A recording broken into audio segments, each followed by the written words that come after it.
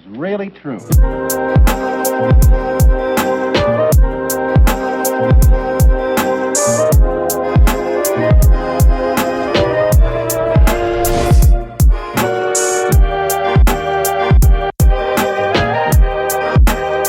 Today we're taking the Crystal Video Pro 300 Plus to Comic-Con.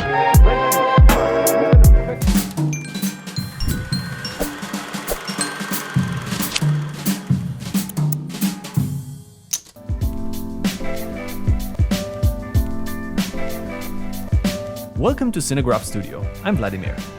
I've wanted to test out a Pro wireless video transmission kit for a while now.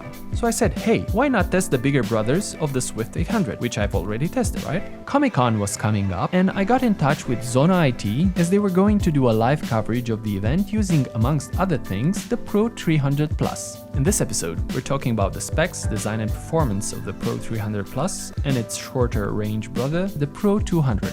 We'll make a comparison of the two and we'll see where they shine and where they don't. Hit subscribe and the notifications bell to stay in touch with the latest gear videos, tutorials and more, and help us keep motivated to do more videos for you guys. Also hit us up on our newly launched Instagram page, where we'll be posting exclusive content as well. Thanks to all of you who subscribed so far. Your feedback and support means a lot to us. The specs of the Crystal Video Pro 200 and Pro 300 Plus are quite similar except for the range and some design features. I'll be talking about the two as if they were one product, and I'll point out the differences where they come up.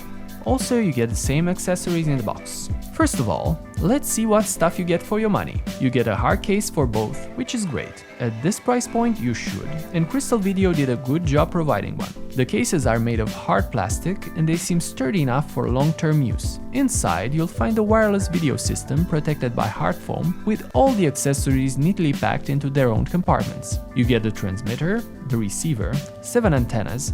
Well, that's how many you're supposed to get, but I was surprised to find some spares inside the box as well. 2 power cables, LiMo 2-pin 2D tap, so you can power the units with V-Log batteries, 2 SDI cables, a 12-volt 2-amp DC adapter with a 2-pin LiMo connector, 2 hot shoe adapters, and a V-mount adapter. So far, no difference. Design-wise, they are both made of aluminum, and they look tough and built to last. You get an on-off switch and the cooler vent on one side. On the other side, we get a display with 2 indicator LEDs, the OK and the channel selection buttons, a mini USB port for updating the firmware, a HDMI port, 1 SDI plug, and the DC connector that can take between 7 and 36 volts. On the front, we find a 1/4-inch screw and 3 other screw holes for attaching the included V-mount adapter. On the back, we find the first major design difference, and it's a feature that can make or break your decision to buy one or the other, because you have to factor in the extra cost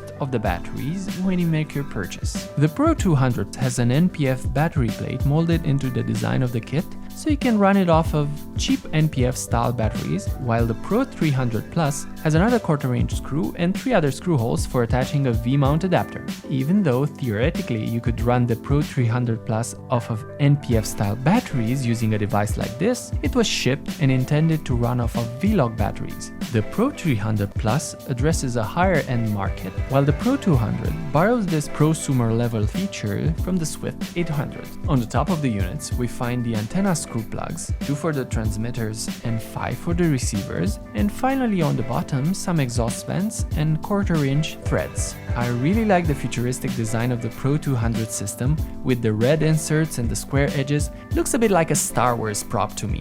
And the receiver can look like the Iron Throne with the little stretch of the imagination. The Pro 300 Plus has rounded edges and the signature pink radiators on the top and bottom, and it seems more compact than the Pro 200. Overall, both systems feel well built and ready to serve pro requirements. Now let's talk performance. They both transmit up to 1080p resolution and 5 GHz frequency, so your system is less likely to be jammed by other devices. The Pro 200 has a 200 meter maximum range and the Pro 300 Plus 300 meters. Crystal Video provides schematics on how you should place the antennae of the transmitter according to your usage conditions. In ideal conditions, the plane created by the antennas of the transmitter should be parallel to the plane created by the antennas of the receiver.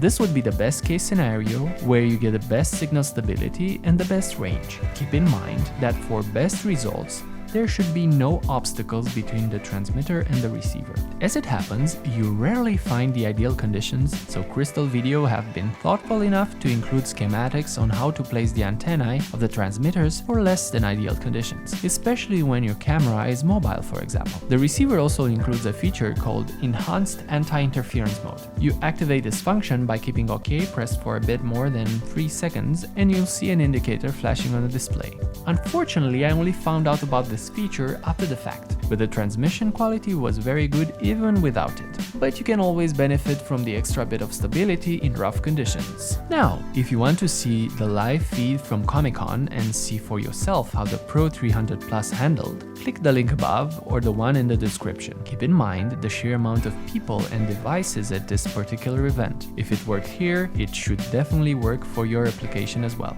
There were times when big physical objects were in the way, and it did a great job with barely noticeable macro blocking. The other transmitter being used was rated at 1,200 meters and costing twice as much. And even it had some difficulty sending signals through the physical obstacles present. While you open a new tab to see those clips, I'll make a comparison of my own. I'll compare the Pro 200 and the Pro 300 Plus in equally difficult conditions, perhaps even worse. I'll make their jobs really hard. While the receivers at Comic-Con were placed high above the crowds, I've placed mine at camera level on a crowded street, lined with restaurants blasting radio signals, some of them transmitting on the 5 GHz frequency as well. Think laptops, phones, routers, and perhaps other stuff as well.